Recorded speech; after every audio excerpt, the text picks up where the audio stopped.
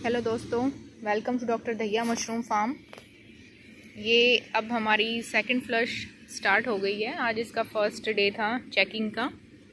तो जैसे कि आप देख सकते हैं, क्वालिटी जो है हमारी फ़र्स्ट फ्लश से भी बेटर आई है। इस बारी बहुत ही अच्छी क्वालिटी आई है। आल्दो जो पिनिंग है वो इतनी अच्छी नहीं है, कुछ बैग्स इस कंडीशन में भी हैं। ये देखिए, मतलब इसमें काफ़ी कम जो है पिनिंग है। इधर भी काफ़ी कम जो बैग दिख रहे हैं, खाली स्पेसेस जैसे कि आप देख रहे हैं काफ़ी हैं अभी, क्योंकि खाद हमें बहुत ही बेकार खाद मिला था। जिन्होंने खाद दिया उन्होंने डिच किया एक तरीके से। मॉइस्चर इतना ज़्यादा था इस खाद में, इतना मॉइस्चर था।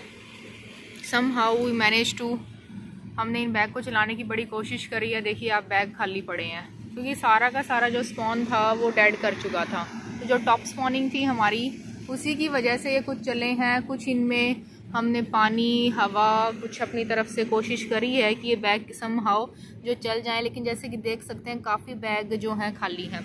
मशरूम फार्मिंग में जो सबसे बड़ा जो पॉइंट है, जो लोग पूछते हैं क्या प्रॉफिट है, क्या नुकसान है, नुकसान इसमें सबसे बड़ा यही है, कितना ही प्रॉफिट हो जाए एक ही साइकिल में टोटल लॉस हो जाता है। क्योंकि आपको कुछ नहीं पता जब आप किसी और से खाद ले रहे हैं ट्रस्ट करके कि वो कैसा आपको कंपोस्ट दे रहा है। कई बारी कंपोस्ट अच्छा भी आ जाता है, कई बारी कंपोस्ट इतना ख़राब होता है कि उसमें कोई भी जो है वो नहीं होती। हमारे बैग्स काफ़ी खाली पड़े हैं। ये तो जो सेकंड फ्लश है हमारी, सेकंड फ्लश के टाइम में तो बैग्स में पिनिंग भरे होते थे। ये देखिए, कुछ बैग कितने पीछे चल रहे हैं, कुछ आगे हैं, कोई सिमेट्री नहीं अब की बारी। पर चलिए कोई नहीं। मशरूम फार्मिंग में एक जो सबसे बड़ा पॉइंट है वो है क्वालिटी का। अगर आपने क्वालिटी मेंटेन कर ली है, क्वालिटी अगर आपकी अच्छी है, तो आपकी जो मशरूम है उसकी डिमांड भी रहेगी मार्केट में, आपको सेल करने में भी कोई प्रॉब्लम नहीं आएगी, और एक तरीके से आपका जो नाम है वो भी अच्छा चलेगा मार्केट के अंदर। लेकिन जो मशरूम फार्मिंग के अंदर जो दिक्कत आती है वो ये आती है, तो आप क्वांटिटी ज़्यादा ले लो या क्वालिटी ज़्यादा ले लो। क्वांटिटी और क्वालिटी जो है वो डिपेंड करती है आप कितनी पिनिंग बना रहे हो, कितना रेशन रख रहे हो, कितना पानी और क्या चीज़ें हैं।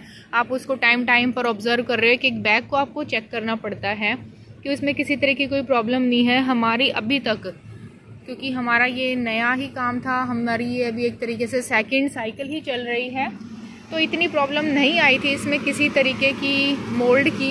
लेकिन अब की बारी एक या दो बैग्स में हमें जो है, मुझे आज अभी मोल्ड दिखाई दिया है, तो वो चीज़ ठीक नहीं है।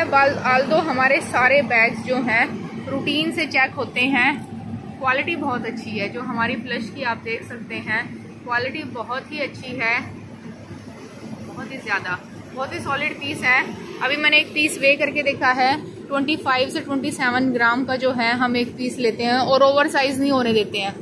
मशरूम फार्मिंग में ये चीज़ आपको ध्यान रखनी पड़ेगी। अगर पीस ओवर साइज हो गया तो आपके रेट डाउन चले जाएंगे, अगर पीस खुल गया तो आपके रेट डाउन चले जाएंगे। आप उसको कितना ही सजा के पीस को भेज लो, वो कभी ना कभी आपके आगे आ ही जाएगा कल परसों की भाई आपने इस तरीके से क्वालिटी में दिक्कत करी है। तो ये कोशिश करना आप कि अगर पीस आपको दिखे, जैसे कि अभी मेरे को ये कटिंग के बावजूद दिख गया एक पीस ओवर साइज दिख रहा है, तो आप इसको निकाल लो, कोई दिक्कत नहीं। इतना ओवर साइज ये खराब हो चुका है पीस। तो अगर एक दो पीस जो है, देखिए अगर आपका कोई पीस ऐसा लग रहा है इससे पानी लग गया, खराब नहीं है लेकिन इसमें पानी लग गया है, ये देखिए इससे पानी लग गया, पानी की वजह से इसका कलर येलो हो गया है। कोशिश करें ऐसे पीस को आप अपने ना डालें, एक पीस की वजह से पूरी पन्नट जो है उसकी क्वालिटी डाउन चली जाती है। तो जो मशरूम फार्मिंग के लिए सोच रहे हैं स्टार्टिंग में, तो वो समहाउ मैनेज करते हैं कि कैसे कैसे आपकी जो मशरूम है बैग से निकल जाएं। उसके बाद आप उसका ध्यान रखिए ग्रेडिंग का। हम मशरूम तोड़ते वक्त, जब मशरूम हार्वेस्ट होती है, हमारी लेबर आती है, हम लेबर को ही हमने इस तरीके से इंस्ट्रक्शंस दे रखी हैं कि आपको उसी टाइम मशरूम जो है पन्नेट्स के अंदर बिल्कुल सीधा रखना है और विदाउट केसिंग। क्योंकि कई फार्म्स पे क्या होता है कि मशरूम कैसे भी आप काटो पन्नेट्स के अंदर, दे आफ्टर हार्वेस्टिंग जो है वहाँ बाहर जाके वेइंग के वक्त वो क्या करते हैं, ग्रेडिंग करते हैं। उससे क्या होता है कि जो आपकी जो मशरूम है जब एक बारी लेबर उसने हार्वेस्ट करी, मशरूम को पिक किया, तब हाथ लगा, फिर बाहर वेइंग करते वक्त उसको हाथ लगा, फिर उसके बाद ग्रेडिंग करते वक्त 3 बारी आप मशरूम को बार बार टच कर रहे हो। कहीं ना कहीं उसमें जब पैकिंग के बाद अगले दिन तक येलोपन आ जाता है, उसकी जो सॉफ्टनेस है, जो वाइटनेस है, वो इतनी अच्छे से मेंटेन नहीं रह पाती हैं। तो जो मशरूम फार्मिंग में अभी हैं, नए हैं, या जो हमारी वाली स्टेज में है, जिनको 1 या 2 साइकिल ही हुई है, तो इस चीज़ को आप स्टार्टिंग से ही अपने वाले फार्म पर इस्तेमाल करने की कोशिश करें कि आप मशरूम लेबर को इस तरीके से इंस्ट्रक्ट करें, भले ही आपके 2 लेबर एक्स्ट्रा लग जाएं कटिंग के लिए, लेकिन आप इस चीज़ का ध्यान रखें कि हमें मशरूम कटिंग करते वक्त ही उसी टाइम जो है हमें मशरूम बिल्कुल साफ़ सुथरी उसको कटवाना है और उसको पन्नेट में बिल्कुल सीधा पीस रखवाना है। आप 10 से 12 पीस रखवाओ। अगर आपका 20 ग्राम के करीब पीस है, 10 से 12 पीस पहले ही रखवा लो। 1-2 पीस अगर वेइंग के वक्त एक्स्ट्रा होता है तो उसको उठा के साइड में रखो और वो पन्नेट एज सच आप पैकिंग के लिए यूज़ कर सकते हो विदाउट एनी ग्रेडिंग। आप अंदर से ही इस तरीके से इंस्ट्रक्ट करो कि ग्रेडिंग पहले ही हो रखी हो बैग्स के अंदर, पन्नेट्स के अंदर, ताकि वो आसानी से आपकी क्या हो जाए, वेइंग हो जाए उनकी और सारी चीज़ें हो जाए। बाकी और आप लोगों के कुछ लोग हैं जो अभी नए जुड़े हैं हमारे साथ, नया बिजनेस जो जिन्होंने ये फार्मिंग अभी स्टार्ट करी। बिजनेस तो मैं नहीं कहूँगी, एक तरीके से ये इनोवेटिव फार्मिंग ही है। तो जो इस मशरूम के बिजनेस में अभी नए हैं, जुड़े हैं, तो आप लोग जो हैं, अगर आपकी कोई क्वेरीज होती हैं और मैं उस स्टेज पर पहुंच चुकी हूं कि मैं अगर आपको कुछ बता सकती हूं तो आप पूछ सकते हैं। अदरवाइज मैं खुद ही अभी इस फील्ड में काफ़ी नई हूं, मुझे ही कुछ सब कुछ सीखने को मिल रहा है। आप लोग जो चीज़ें पूछते हैं कुछ कमेंट्स में, तो मैं उनको कोशिश करती हूँ कि पहले खुद किसी से सर्च करूँ, पूछूँ, फिर आपको अगर नहीं पता तो आपको गाइड करूँ।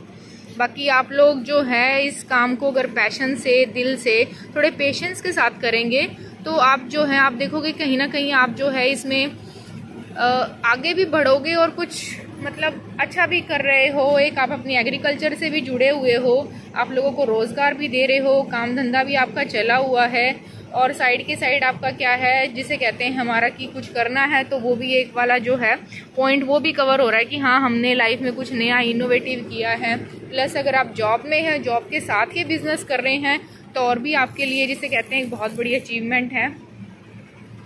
बाकी इस काम में अप्स एंड डाउन्स जो हैं बहुत ज़्यादा हैं। 3-4 जो हमारे महीने हैं वो ये हमें हर साइकिल में कुछ नई चीज़ सिखा के जाता है। हर एक साइकिल जो है, हमारी तीसरी साइकिल है, हर एक चीज़ हमें सिखाती है।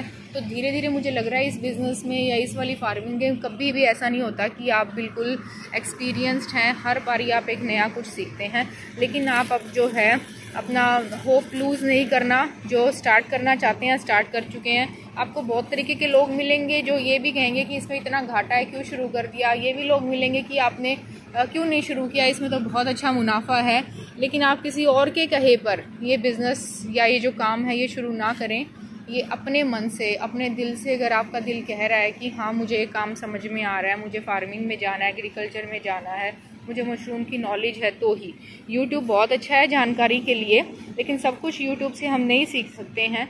मैंने भी बहुत कुछ जानकारी ली है यूट्यूब से, लेकिन कोशिश करना कि पहले आप इसको अच्छे से स्टडी करें। और ये जो चीज़ है, कुछ लोग क्या है कि जो रिसर्च चल रही है अभी, जैसे सोलन में है या कुछ साइंटिस्ट जो रिसर्च कर रहे हैं, उनके पेपर्स भी अगर आप एजुकेटेड हैं, उनके पेपर्स भी अगर आप पढ़ोगे तो आपको काफ़ी अच्छी जानकारी मिलेगी। आप अपने वाले काम में कुछ नया ऐड कर पाओगे। मैं डेली 1 या 2 पेपर्स या रिसर्च पेपर्स या जर्नल्स ज़रूर पढ़ती हूँ मशरूम से रिलेटेड, कि हम इसमें कुछ और नया कर सकते हैं, किस चीज़, किस बीमारी के बारे में, या किसी भी जो भी मुझे कमी लगती है। आप यूट्यूब वीडियो पे जाओ, देखो, अच्छा है। उसके साथ साथ आप रिसर्च जो हमारे पास ब्लैक एंड वाइट में जिसे कहते हैं कि जो रिसर्च पेपर्स हैं, जो छपे हुए पब्लिश्ड पेपर हैं अच्छे जर्नल्स में, उनको भी पढ़ने की कोशिश करें। वहाँ से हमें काफ़ी चीज़ें मिलती हैं। आप स्टार्टिंग में पूरे कमरे पर उसे अप्लाई ना करके आप कुछ बैग्स पर एज एन एक्सपेरिमेंट स्टार्ट कर सकते हैं।